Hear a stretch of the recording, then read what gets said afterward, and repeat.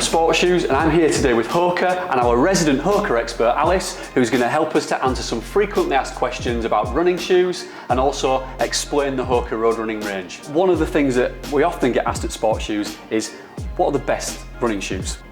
I mean, I'm biased and I definitely would say HOKA, but it's a very broad question to ask, and we like to say that within the range of HOKA, you will be able to find the best road running shoe for you. We've got two options here in terms of neutral running shoes, but we need to sort of answer a broader question.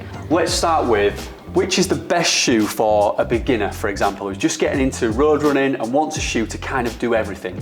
So for our neutral runners, I would say the Clifton. So the Clifton is HOKA's best-selling franchise in the UK. It is everything that people know and love about the brand. We've got full-length midsole cushioning, a really nice stack height where it's really, really resilient, and then you've got all the blown rubber on the outsole when the traction grooves to back it up and provide you with the support you need. So for someone who's training to do couch to 5K or training to do their first marathon, it's going to carry them the whole way through that journey. So that is perfect for the neutral runners who don't need any sort of support. However, if someone is looking for a little bit more support, they know that they over-pronate, the Arahi is definitely a more appropriate shoe for them. We put the support into this through the J-frame underfoot, so it's a dense piece of foam that runs from the lateral to the medial side of the shoe. But the purpose is exactly the same, just the added support mechanism there. It helps to control that over-pronating movement and then keeps the foot in a neutral position inside the shoe. So this is for over-pronators, somebody who needs some support. Yep. This is a neutral shoe. Yeah. And this is a daily, everyday shoe, isn't it? Both of these are daily, everyday, easy mileage shoes for all of our athletes, be it beginners all the way up to the elite. So we have the Clifton 9 and we have the Arahi. Yeah. Excellent. The Arahi Okay. 6. Arahi 6, sorry. The Arahi 6. And what if I want something with a bit more cushioning underfoot? I mean, this obviously does have a lot of cushioning, Yep. but have you got something at the top end of the range that has got the most cushioning within the HOKA shoes? So the max cushion shoe from HOKA is the Bondi 8. You've got a higher volume of foam underfoot, and you've got more blown rubber on that outsole there. So it's a slightly more durable shoe for people who want a little bit more cushioning underfoot. It's something that's going to last and be able to hold up a slightly longer duration. So for someone who's going to cover the same distance in a longer duration, I don't want to say that, but. So it's when you want that kind of plushness underfoot. You want that plushness underfoot. You want it to last you for the whole time that you're going to be on your feet, and you want your feet to be looked after. So you've got a memory foam heel collar at the back, so it's really going to be perfect for your foot after a couple of wears.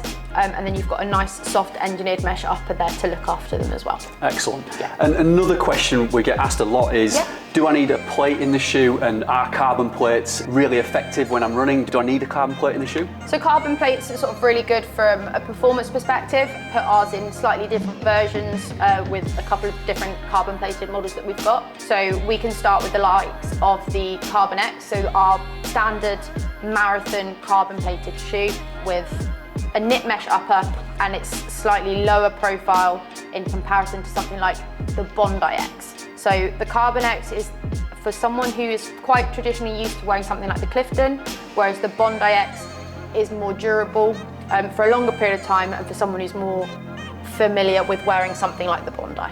So let's just cross compare these two shoes. What's the main difference with this? Is it the plate that's in this shoe? Yeah, so the main difference is the fact that you've got a carbon plate sitting just below this coloured groove here, whereas you don't have that in the Bondi 8. But the upper, in terms of the memory foam heel collar and the tab, are all very similar, but you've got a slightly more performance style upper with a lay flat tongue compared to a cushion tongue in this shoe, but you've got a nice high amount of blown rubber on the outsole.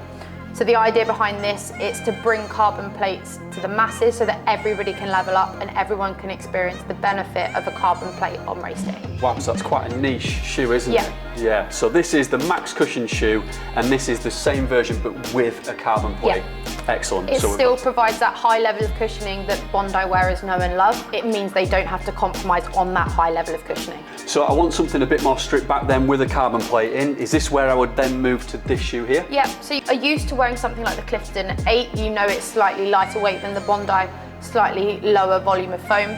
We've got something like the Carbon X, so you've got the Pro-Fly top part of the midsole, then separated by a 1mm carbon plate and a rubberized EVA outsole. So this is sort of your pure marathon racer shoe. You've got a knit upper, so no bells and whistles there. There's no tongue, prevents any migration, and it's really tight and snug fitting sock-like fit. I mean, this is really lightweight. Yeah. I'm assuming this is just for racing. Just for racing.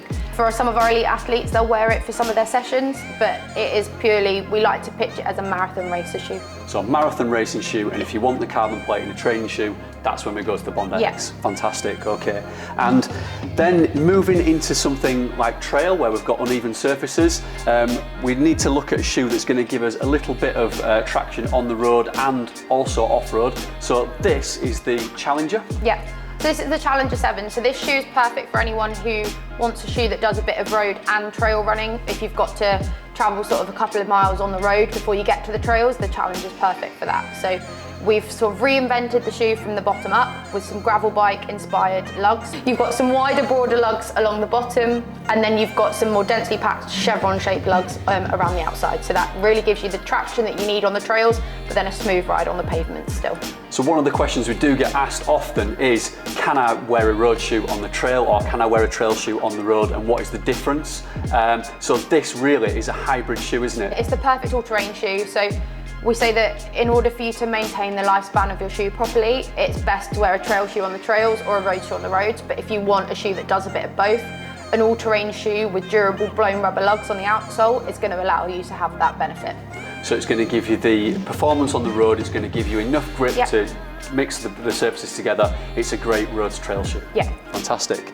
Now, another popular model, and I do wear this model quite often, is the Speedgoat. Yeah. So talk to me about the Speedgoat. So the Speedgoat is our best-selling trail shoe. It was designed with Carl Meltzer, whose nickname is the Speedgoat. He's based out in America and he's an ultra trail runner, but it is designed for our long-distance trail shoe. So it's bringing high volume of cushioning into the trail world. So you've got 4mm Vibram lugs on the outsole. They're stepped multi-directional, so to provide you with the confidence and the traction that you're after. Full-length cushioned midsole, which is just reflective of what we've been able to do on the roads, but in the trail world. And then you've got a nice jacquard mesh upper, durable, prevents any snags and tears, and then it provides a nice fit across the midfoot as well. Now, we talked earlier about the Clifton 9 being a kind of all-round daily trainer for the road. Would it be safe to say that this is the same version for the trail? Yeah. It is. It's that shoe that sits alongside the road shoe of the Clifton 9. The Speedgoat is the sort of sister shoe to that. Excellent, so that's nicely positioned, so it kind of does an all-round job for anything to do with trail. It's a specific trail shoe, but I think you could also go onto the road with it as well now and again, couldn't you? The problem with that is that there's the risk of, because we've used Vibram on the lugs on the outsole, that you'll wear them out quicker than if you were to wear something like the Challenger, where they're made of blown rubber. They're designed to be slightly more durable and to withstand a little bit more impact on the road. That's great. I'm glad I asked that question, because we do get often asked, you know, can I wear a trail shoe on the road? And that does answer that perfectly, so thank you for that.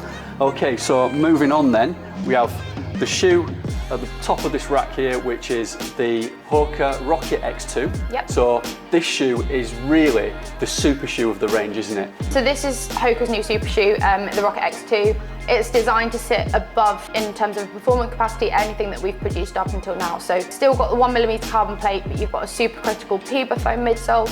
So it's really high, upping that resiliency and that performance of the shoe. Ultra lightweight, ultra responsive, but it's really bringing the HOKA look and feel to the front of the pack of the race.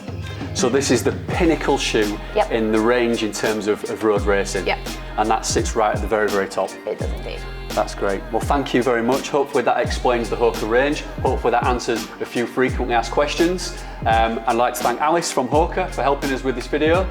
And if you enjoyed watching this, please subscribe to our YouTube channel, SportsShoes.com.